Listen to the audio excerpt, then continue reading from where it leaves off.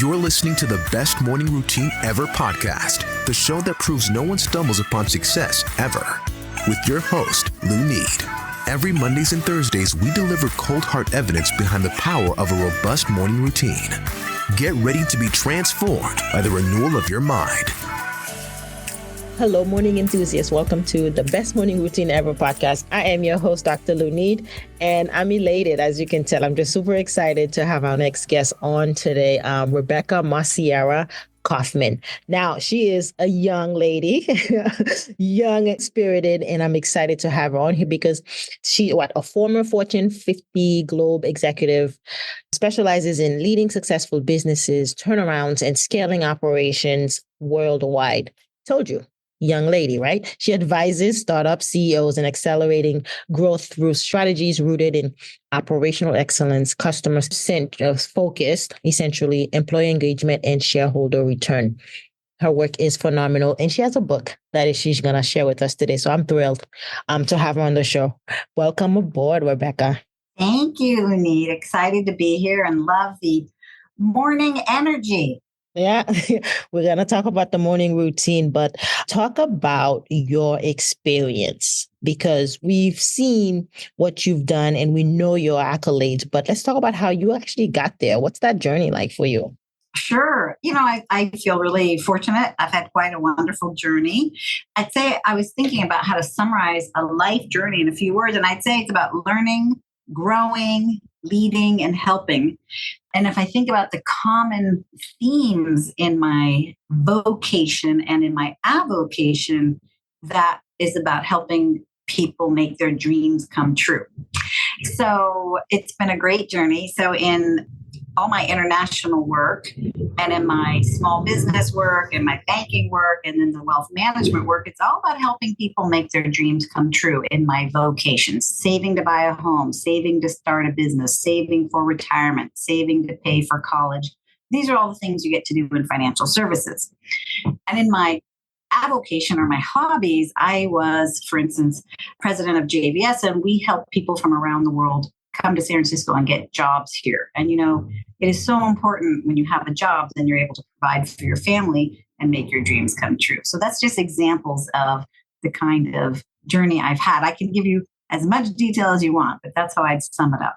We should put that on a pillow, making people's dreams come true, because then you get to wake up with a purpose, right? Like you get to wake up every day.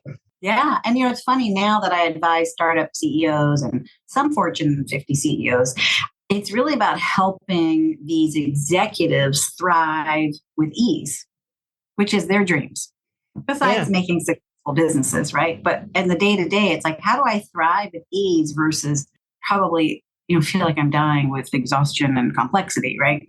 And burnout.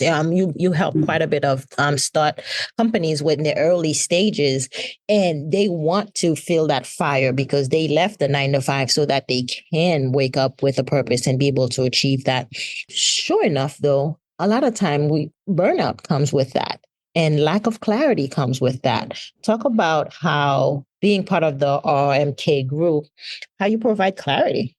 Sure. It's really fun because it's true of all size businesses, and there are just some unique twists when you're a startup versus a large corporation. But the 4 pillars that you mentioned in your intro about me, sort of the ones I've lived by either when I'm managing an existing business, when I'm turning around a business that is in trouble or not growing, they all apply, and they apply to startups. And those are customer centricity, employee engagement, operational excellence, and shareholder return. And so for a startup, you got to have customers, and they have to be ones that you retain.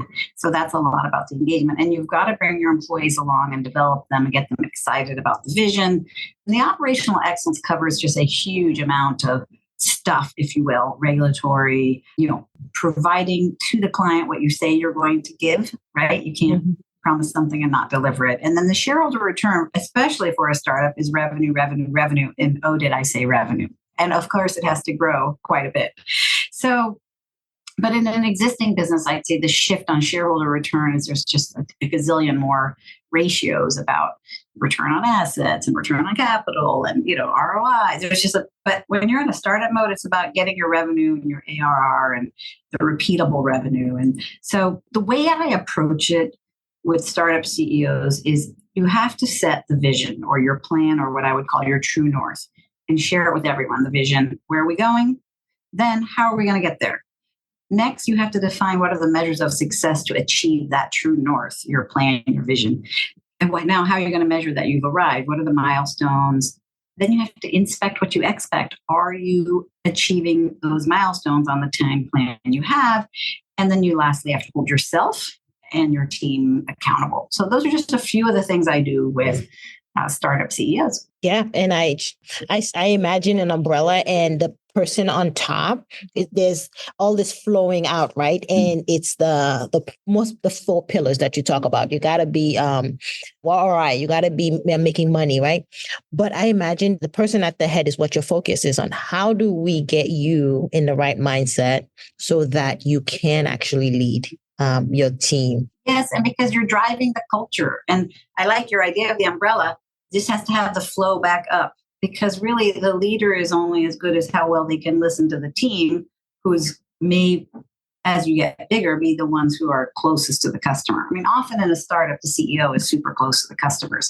But as you grow, I have companies that now have 100 employees or 600 employees or 1,000 employees. I have some that have hundreds of thousands. But for the startups, when they're getting to these B, C, D stages, they're starting to grow. And they have to have all the routines and habits to get that flow back up to the top to understand what's happening at the front line. Yeah. And how do you do it on a personal level, right? Because I know you've just been recognized as the Bay Area's 100 most influential women in business.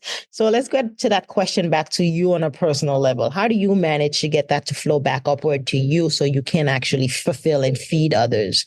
Sure. So when I was running, let's say, a business in California that had about maybe 5,000 employees, I made sure that I did what I would call site visits, lots of site visits, meeting with team members. You have to be present. Then sometimes with different kinds of roles, either a customer service role or a banker role or a wealth manager role, holding roundtables of brokers, mortgage lenders. I would hold roundtables with different, say, 8 or 6 and have a brown bag lunch and just ask questions. What's working?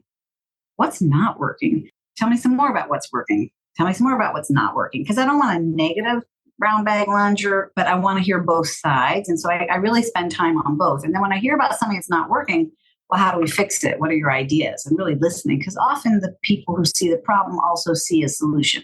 Mm-hmm. And then empowering people, if you can, to drive that solution, and then finding out, are there things that they can't drive the solution of, and do they need my help, and what is that? Is it reviewing a policy? Is it funding? There's all kinds of solutions, right? Is it bandwidth and staffing?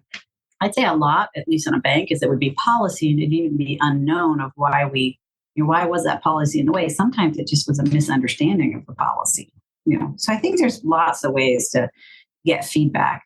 Surveys, if you want all 5,000 people, let's say the team I had, customer letters, reading them, because a lot of customers write letters and tell you what's good and what's bad. We did a lot of Gallup surveys of our customers and reading what they said, the verbatims. I mean, you just use all these different sources, social media, see what people are saying about your team and your products and your company on social media. So all these are sources of rich information for what they think about your company, and on Glassdoor and other sites, what they think about working for your company or for you.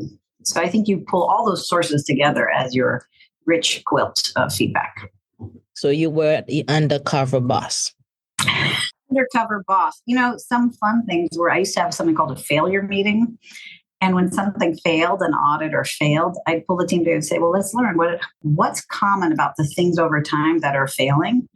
And at first people were like, oh my gosh, I do not want to go to this meeting. It sounds awful. But it became amazing, because sometimes these things that were not working or failing or the gaps were the silliest things. Once you really started to look at the trends, and they were fixable.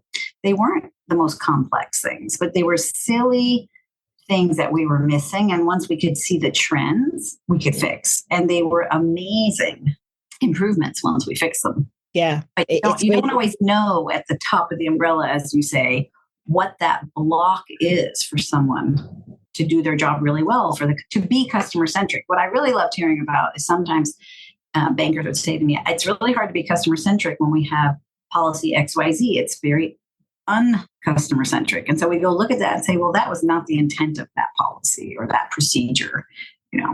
It was, and often the most common thing I found is that policy or procedure was developed, let's say 20 years ago, and stayed on the books and had no relevance to the current life of that branch or individual. Yeah. And you gotta go in and clean that up.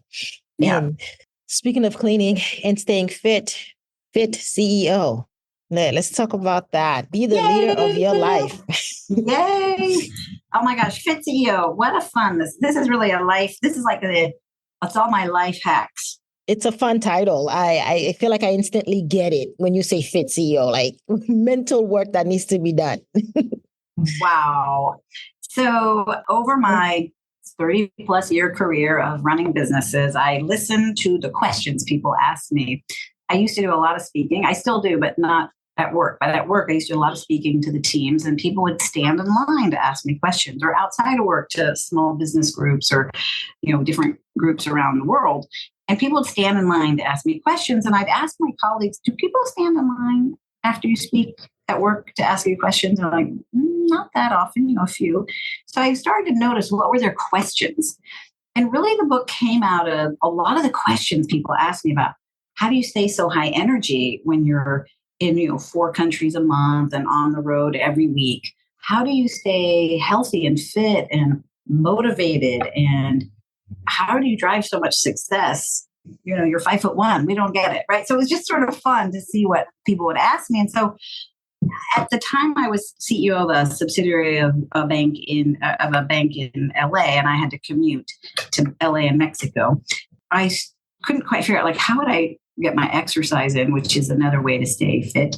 So I met with a personal trainer, figured out a way to carry a jump rope and a few stretch bands and stuff in my suitcase, and came up with a 25-minute super efficient workout.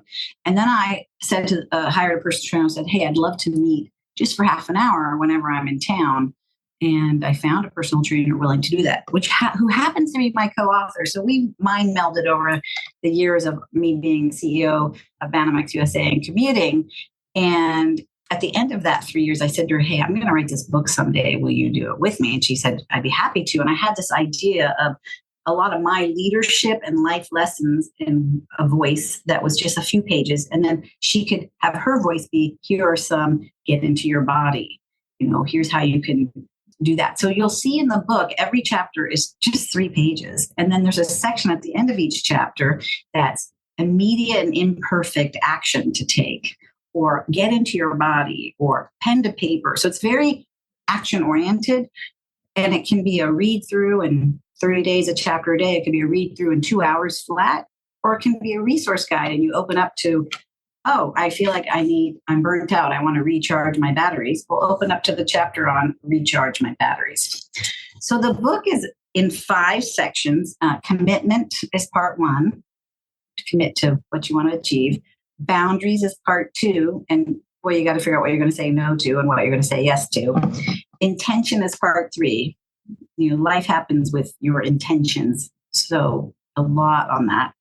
And self-care is part 4, and heart is part 5, which is a lot about having fun. And elevating self-care to the same level of which you take care of your business, your family, everything else, you got to take care of yourself. So that's a little quick snapshot. I'd say some other things to really take away from the book is it's all about habits, routines, tuning up those things that but doing them again. A lot of it, you'll say, I know this. Why don't I do that? I knew that, but I don't do that. Yeah. I love the collective approach to it, right? Because you do have a fit of everything in there. It's not just the mental work, setting the intentions and getting the clarity, but also how do you move the body? How do you retain this high energy level? And I love something you said, because it happens so often with entrepreneurs who just kind of zero in and so focused on their work. How to bring that focus to your self-care. Yeah. How to bring that tunnel vision to your self-care, because it's a balancing act. Yeah. Yep. And the other thing that's fun is I wanted it to be a little book. So this will fit in your briefcase, your purse, your backpack. It's super light. You can get 3 copies, one for your desk, one for your suitcase, one for your bedside, and just say, hey, okay, I am, I really want to think about my communication at work. And we talk about repeating your key messages, or there's just so much in here for whenever it's right for you. Yeah. Let's talk about some of those habits that are in the book with your co-author, your morning routine. I'm sure you've implied quite a bit of them in here, and that you stay active. How do you get up, dress up, and show up? What's your morning routine like? Yeah. So, those have changed over time. When I was in my most stressful job, when I was CEO, I definitely had some what I would call SIS time, silence, or staring into space, or sitting in silence. I called it SIS time. Other people call it meditation, but just grounding. Now that I don't have that level of stress in my job, because now I advise people, I don't actually own all the stuff they own. I actually get to be an advisor to them. So now my morning routine is much more about a lot of things that I knew I should be doing more of, and I get to do now, which is I drink 2 glasses of water when I wake up. I stretch, take my vitamins, have my breakfast, read the news. I have a whole morning that's kind of rejuvenating and refreshing and literally hydrating. Yeah. Like literally hydrating. And I drink a lot more water all day long. And I get it's kind of a renewal of my mind. Now, to not have monkey brain, because, to get even before I do all the breakfast and the newspaper and all that, I literally go through and just check my email. What's hot? What's priority? I have clients in Europe. I have clients here. And so, they're 8 hours ahead or 3 hours ahead if they're in New York, and I see they've probably shifted my day. So, I check I always check my day. Like, did people reschedule my day? And then I get ready for the day. Like, what has to happen today? I write a list. Once I write that list down, I really don't have to look at it, because now I know my very important to-dos for the day. And I know who has moved around on my schedule, because I normally prepare for meetings the day before or 2 days before. But, calendaring it's a gymnastic feat, calendaring. So then I come back after. So I definitely have that in my morning routine, reviewing the to-do list and looking at the calendar to make sure the day is unfolding the way I thought. Yeah, it's funny you mentioned drinking water and hydrating first thing in the morning. You know what I heard? I hear that it's free. Water is free. Yes, water is free. So is sunlight. So I do open the curtain and look at the light, because that helps you wake up, helps you get the sleepiness away. Stretching is free. A lot of things are free. Smiling, it just makes you feel powerful and awake to put your arms in the air, versus you're lying down, to get up and rolling your feet. That silent moment, the SIS that you invented, that's free too. Isn't that shocking? There's so much free stuff going around to keep us grounded. Yeah, smiling is free too. What an abundant world we live in, huh? Really fun. Your morning routine is exhilarating in that way that it's not something you're getting up and you're running to the gym. You're paying for something. It's just really just in the moment and just hydrating the mind and the body. You said it, to avoid the brain fog that comes with it. And also it helps you throughout the day to show up your best self. That's the power of the morning routine. You do it so that you can show up for everyone else, and you don't have to worry about whatever else the day throws your way, because you're ready. Right. Exactly. You've been primed. Let's talk about how you mentally stimulate your mind in terms of what you consume, because that's important as well. And as you advise other entrepreneurs and CEOs, I'm sure that comes up as well. You got to feed the mind. Let's talk about some of the stuff you're ingesting. Absolutely. I mean, okay, so my daily read is for sure the Wall Street Journal, just to know what's going on. And then there's all the things that come from specific lists. If it's the San Francisco Business Times, because I'm here in San Francisco, or if it's a weekly, The Economist. So I always have to know what's happening in the economy and the business world. And people send me articles and links, and I don't want to list all the blogs and newsletters I get, but I do scan them and see what's relevant for my clients that are often in fintech or identity tech or scaling globally. So you got to understand what's happening on some of these global issues. And then for specific kind of in-depth topics, right now I'm reading things on the brain and how the brain works and how to learn even better with your brain. So there's things like that. I'm always reading something. I'm reading another book about the missing millionaires, like what people do with their money and how they don't invest correctly sometimes. So these are just books that help me think through areas that I'm interested in. Yeah, the brain one sounds very intriguing. What can you share with us in terms of how the brain works, in terms of how we learn, especially when it comes to habits, right? Well, it's a Jim Quick. He wrote a book. He's written a lot about the brain. Mm-hmm. And one of the things I took away, I've heard him speak too, is he talks a lot about, like, when you meet someone, to say their name, like, you forget people's name. You ask someone their name and you forget it 2 seconds later, right? So a lot about, like, Lunid, it's just so nice to meet you. So Lunid, where's your name from? Like, connect their name to a meaning. Was it your mother's name, or does it mean something? Right. And then and then when you're speaking to them during the event that you're at or wherever you met them, to say, gee, Lunid, I really enjoyed meeting you. Like, by the time I'm done, or what he explains is that you said the person's name like 5 or 6 or 7 times, versus saying, what's your name? You never really retained it. And then you see them 4 minutes later and you're like, their name. It's embarrassing. I didn't even pay attention. Another thing he talks about is, I think he calls it like the memory palace, where you would think about a place So let's say your kitchen, or a place that you know really well. So let's say, and then you're going to give a speech, and then you want to memorize your speech. Well, you put the intro to your speech and you think about it related to where you have your microwave oven, and then the middle part of your speech, you think of the stove, and then the end of the speech, you think of your refrigerator, and then you connect words to it. And so it's a way in your brain, because it's hard just to memorize.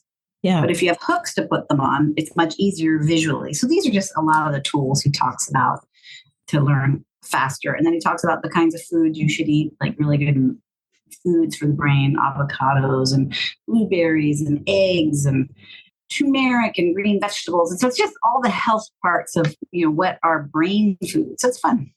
Yeah. So I thought knows we're having brain food, right? Yeah. Eating brain food.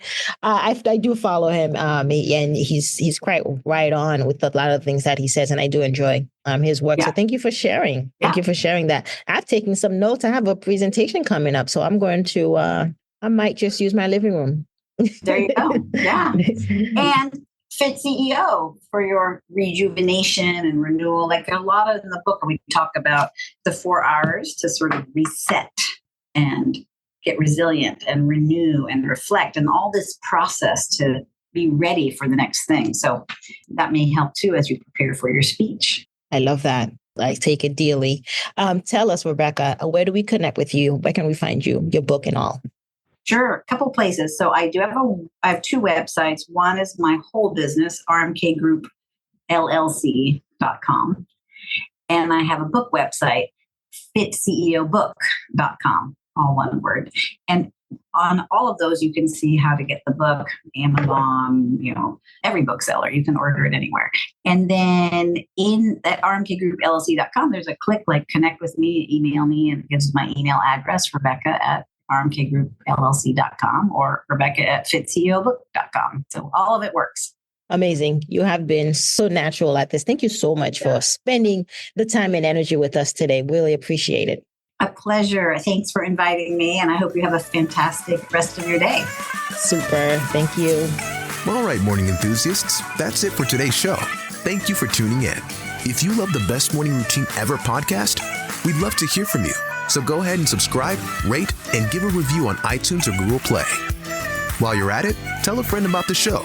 Be sure to visit bestmorningroutineever.com and our Facebook group to join the conversation, access the show notes, and discover our fantastic free bonus content. Until next time,